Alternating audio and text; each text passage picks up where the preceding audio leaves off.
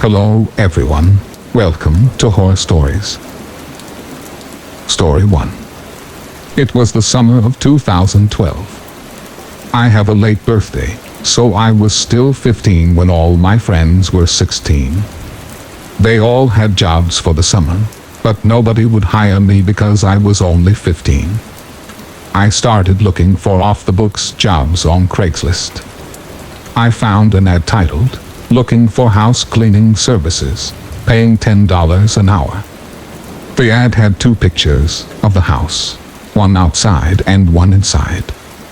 It was a typical middle-class house. He lived in the next town over.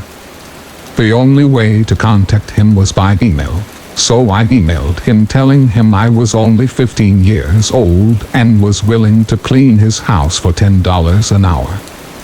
He responded in 10 minutes, telling me his work schedule and when he would need me to be available.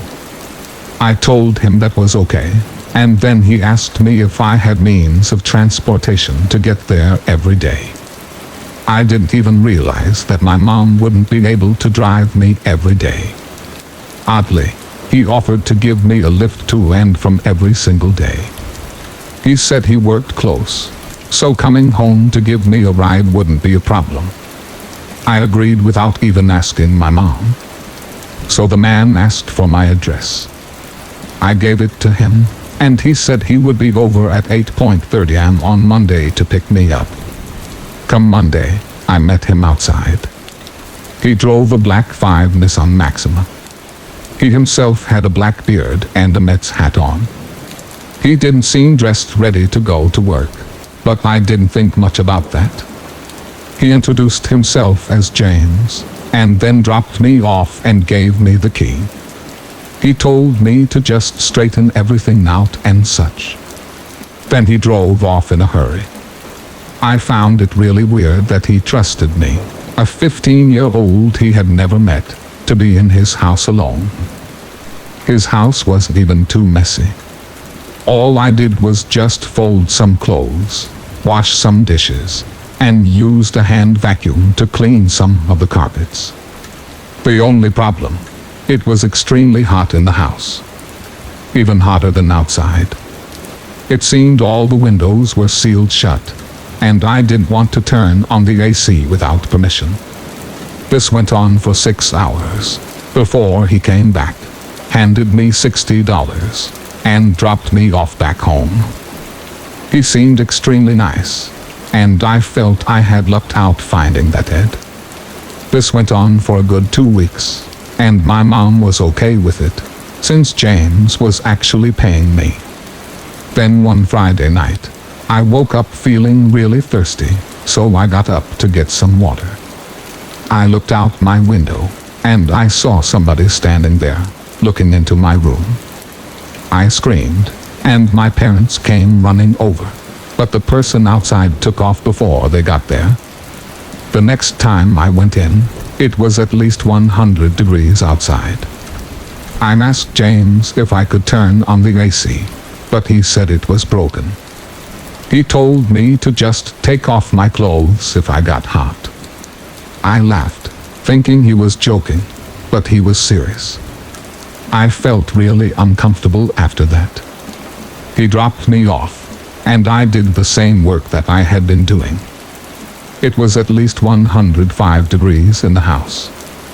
I had to work shirtless, and constantly go outside where it was just a little cooler. The day dragged on, but I just barely made it through. The next day, on the way to his house, James told me that he had the day off from work. He told me he would just help me out. I was not happy to hear this.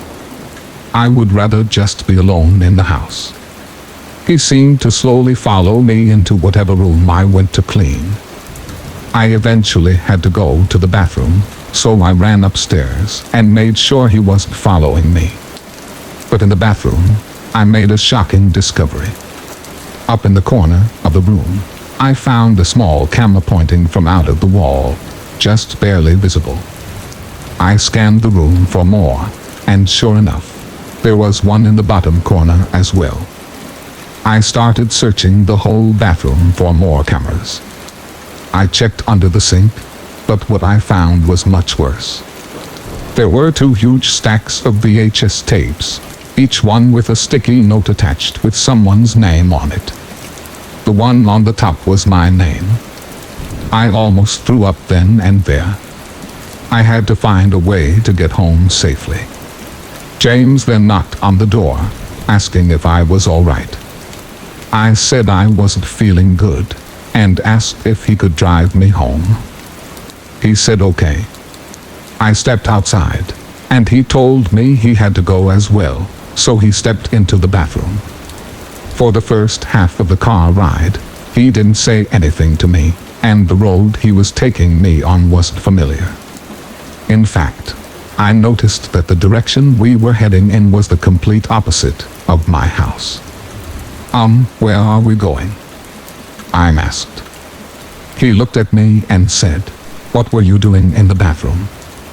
I started to panic. I didn't answer, so he asked again in a much angrier voice. We were stopped at a traffic light, so I took that opportunity to unlock the door and escape the car. I ran away from sight before calling my mom, crying into the phone, telling her to pick me up. She came over as soon as possible. She immediately reported James, and the police found the tapes under his sink. Some of the tapes contain much worse things than kids just cleaning the house. The scariest thing, some of the kids seen in the tapes are still missing to this day. He was arrested and tried for child pornography, kidnapping, and some other charges. I'm happy I jumped out of that car, because I don't know where he was taking me.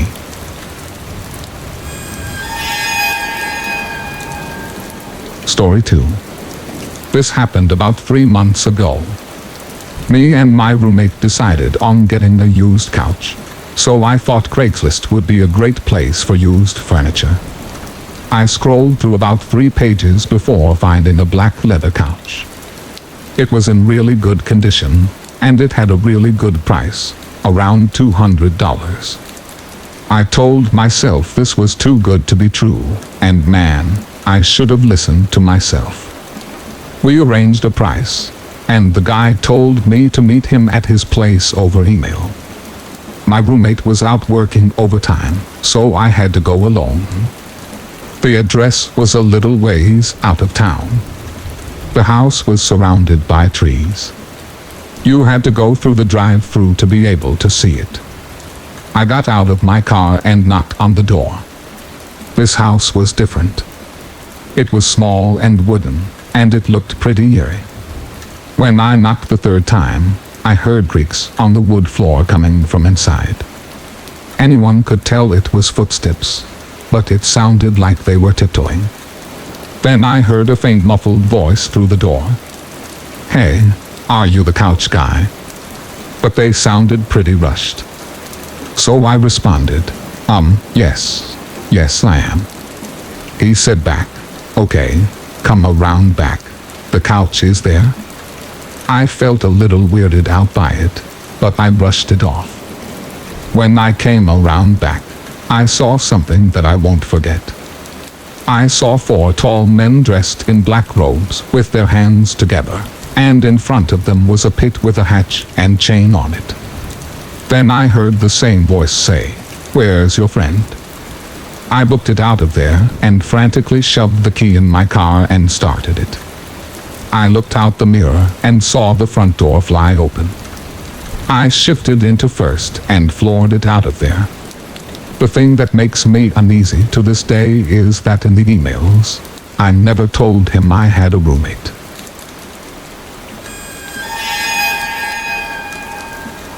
Story 3.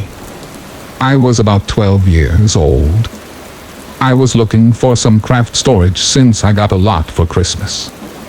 The ones at the stores were really pricey, so me and my 27-year-old sister looked for some on Craigslist. We found someone offering a huge tote for only $10. That would mean getting a $90 discount, so we checked it out. The person lived relatively close to us, So we gave the guy our email. He emailed us within an hour and asked where we should meet. I said we should meet at Dollar Tree since it was a short walk away.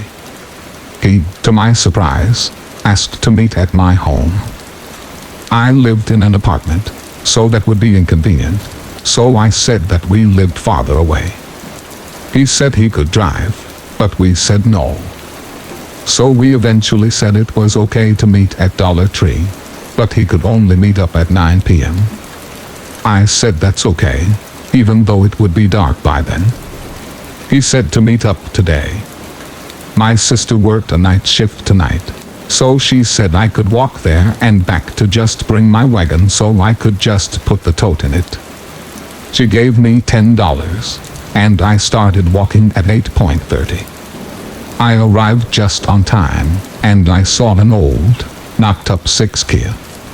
I assumed it was him, so I yelled, "Hey, got the tote?" He got out of his car and said he left it at home. He asked if I wanted to take a drive with him to his house. I said I can't because it wasn't okay with my family. He said he would drive me home, and I firmly said no. He said if I came with him that I could get the tote for free. I got a very uneasy feeling. He said, "Hey, your address is 234 Letter Road, right?" My heart dropped into my stomach. I got freaked out and ran all the way home. I got home and ran upstairs like a demon was chasing me. I got in my room and locked all the doors and windows. I also covered them with black clothing and such. That night, I was shaking like crazy. And then, I heard a hefty man coming up the stairs. Almost no one on my floor was up this late, and no hefty man lived there. I heard a voice, and I almost fainted. "Hey, you still want that tote? It's down in my car. Come help me get it." I almost puked and fainted.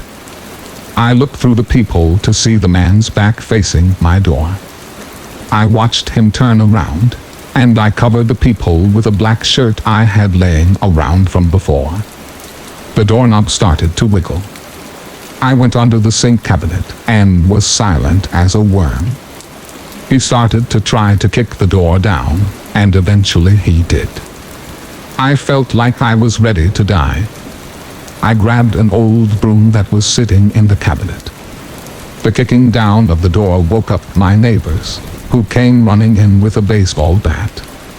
My neighbor whacked the guy in the face with the bat, and the guy fell to the floor. I got out with the broom and gave the man a wimpy whack before he stood up and tried to grab me.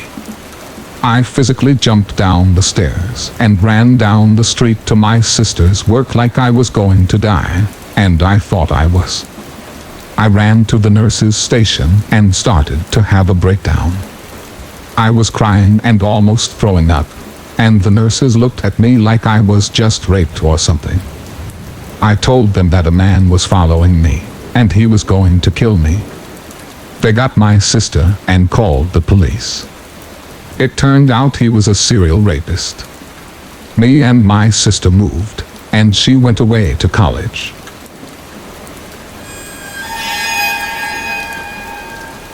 Story 4. When you decide to use Craigslist, make sure you deal local, and if something seems too good to be true, it usually is. I was 20 years old, still driving my grandpa's old Buick that he handed down, and I hated it. I wanted to drive something cooler and something more age-appropriate. Well, I was making decent money, and I wanted to buy a Mustang, so I started searching Craigslist. And within a week, I found something that seemed unbelievable.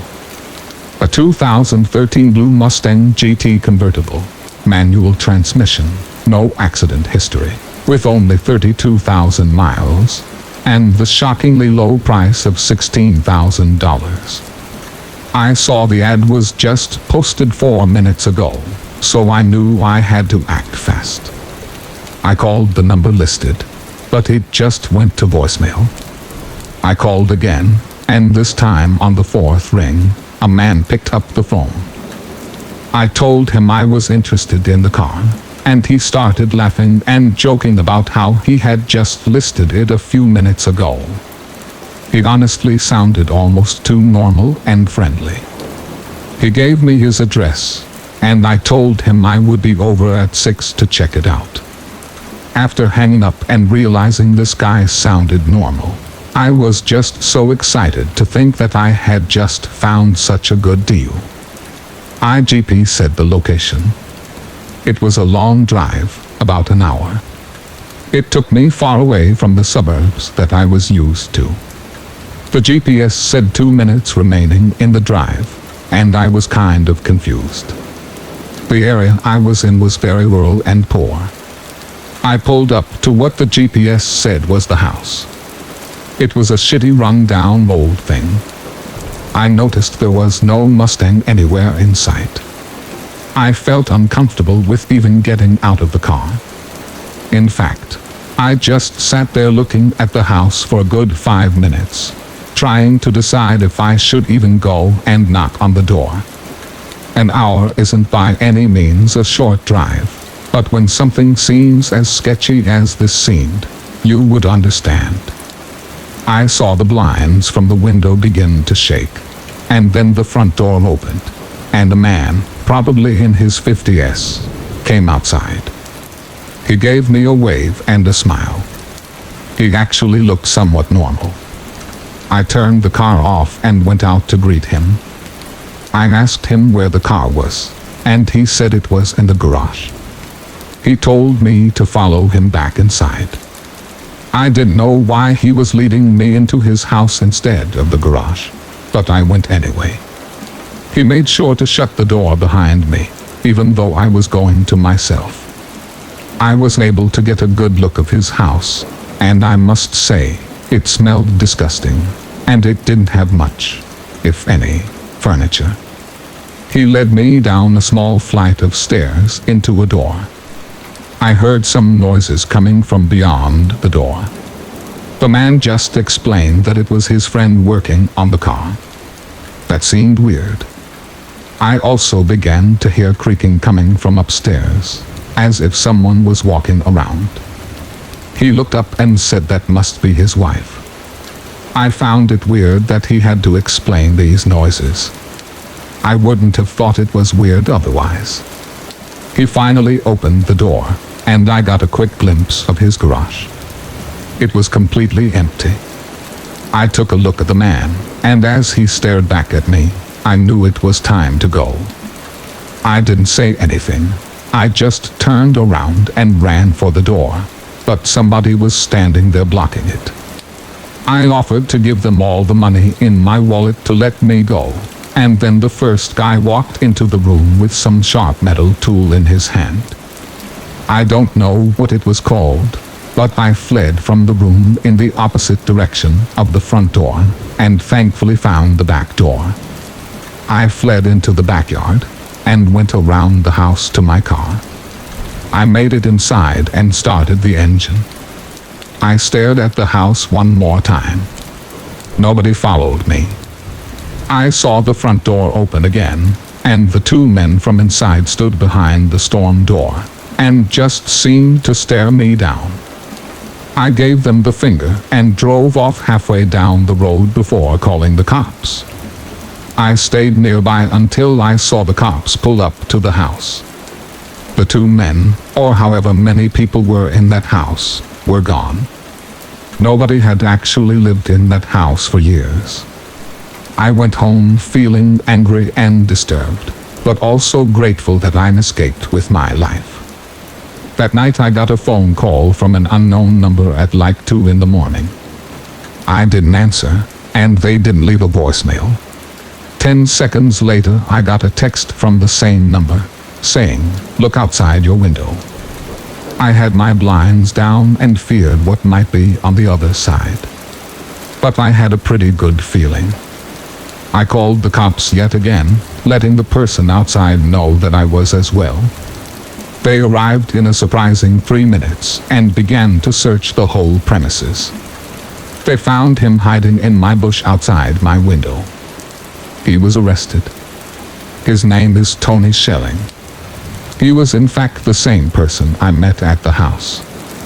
My message to all is to not be an idiot while using websites like Craigslist. Thank you for listening, and I wish you good health. Don't forget to subscribe to the channel to support us. Thank you very much.